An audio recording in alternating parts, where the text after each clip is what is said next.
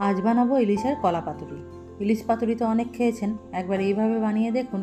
এটি এত সিম্পল এবং সুস্বাদু যে একবার খেলে বারবার এইভাবেই বানিয়ে খেতে মন চাইবে। তাহলে চলুন দেখে নেওয়া যাক। প্রথমে আমি মাছটাকে ধুয়ে ভালো করে পরিষ্কার করে নিয়েছি। এবারে মাছটা একটি পাত্রের মধ্যে নিয়ে নেব। এবারে একটি মশলা বানিয়ে নেব। 2 ঘন্টা আগে থেকে ভিজানো সর্ষে এই মিক্সি জারের মধ্যে দিয়ে দেবো। এখানে আমি কালো সর্ষে নিয়েছি, আপনারা চাইলে সাদা সর্ষেও ব্যবহার করতে পারেন অথবা 2 রকম মিশিয়েও ব্যবহার করতে পারেন। আর দিয়ে দেবো কয়েকটা কাঁচা লঙ্কা এবং এটি একটি পেস্ট বানিয়ে নেব। পেস্টটা আমার তৈরি হয়ে গেছে, ঠিক এইরকম একটা স্মুথ পেস্ট তৈরি হবে। এবার নিয়ে নেব একটি নারকেল এবং এটাকে কুচিয়ে নেব।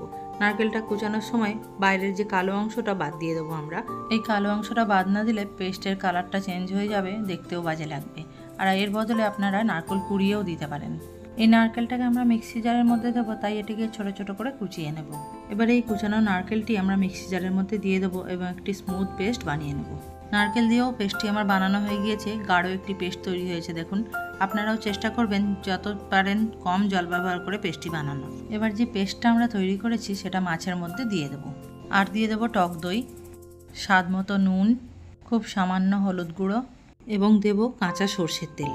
এবার এই সমস্ত কিছু মাছের সঙ্গে খুব ভালোভাবে মাখিয়ে ম্যারিনেট করে রেখে দেবো 10 থেকে 15 মিনিট। সমস্ত কিছু আমার এখানে খুব ভালো করে মাখানো হয়ে গিয়েছে, সমস্ত উপকরণ মিশে গেছে একসঙ্গে, মাছগুলোও ভালো মতো কোটিং হয়ে গিয়েছে। এবার এটি রেস্টে থাক। এবার আমরা অন্য প্রস্তুতি নেব। এখানে আমি কিছু কলা পাতা নিয়েছি এবং প্রয়োজন মতো সেগুলো টুকরো করে নিয়েছি আর ধুয়ে পরিষ্কার করে নিয়েছি।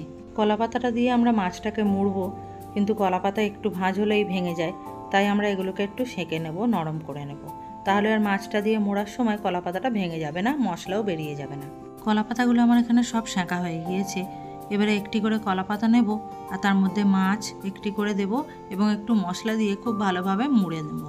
এই কলা পাতা দিয়ে মাছটা মোড়া অনেকের কাছে ডিফিকাল্ট লাগতে পারে, তবে কলা পাতাটা খুব ভালোভাবে সেঁকা হলে এবং একটু ভালোভাবে দেখলে নিশ্চয়ই পারবেন ঠিকভাবে মুড়তে। কীভাবে মুড়তে হবে সেটা আপনাদের বোঝার সুবিধার্থে আমি ভিডিওটা একটু বড় রেখেই দেখিয়ে দিচ্ছি। এইভাবে একে একে সমস্ত মাছগুলি আমি মুড়ে ফেলবো।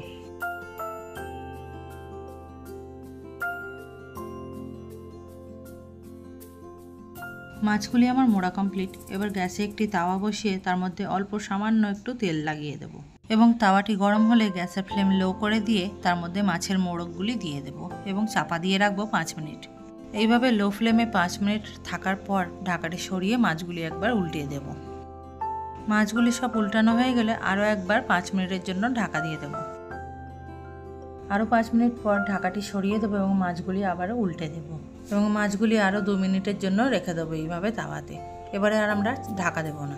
আরও 2 মিনিট পর মাছগুলি আমার তৈরি হয়ে গিয়েছে। এবার এগুলি একটি একটি করে নামিয়ে নেব এবং গরম গরম এই পাতুরি পরিবেশন করব। এই পাতুরি বানাতে আমি দই নারকেলের ব্যবহার করেছি। পাতুরি এইভাবেই হয়, তবেই এর স্বাদ ভালো হয়। তবে দই নারকেল ছাড়াও পাতুরি তৈরি করা যায় কিভাবে, তার ভিডিও আমার চ্যানেলে আগেই দেওয়া আছে, চাইলে গিয়ে দেখে নিতে পারেন। আর কেমন হয়েছে আমার এই পাতুরি তা আপনারা অবশ্যই কমেন্টে জানাবেন এবং ভালো লাগলে একটি লাইক এবং শেয়ার করবেন এবং সাবস্ক্রাইব করবেন অবশ্যই। আপনারা আমার ভিডিও দেখেন কিন্তু কেউ শেয়ার এবং সাবস্ক্রাইব করেন না। আপনারা একটা করে শেয়ার এবং সাবস্ক্রাইব করলে আমার মনের জোর তাতে বাড়ে, আমি নতুন নতুন ভিডিও করার সাহস পাই। এখন তো ইলিশের মরশুম আর সামনেই রাখি পূর্ণিমা, তাহলে বানিয়ে ফেলুন এরকম সুস্বাদু ইলিশ পাতুরি আর এর স্বাদ গ্রহণ করুন।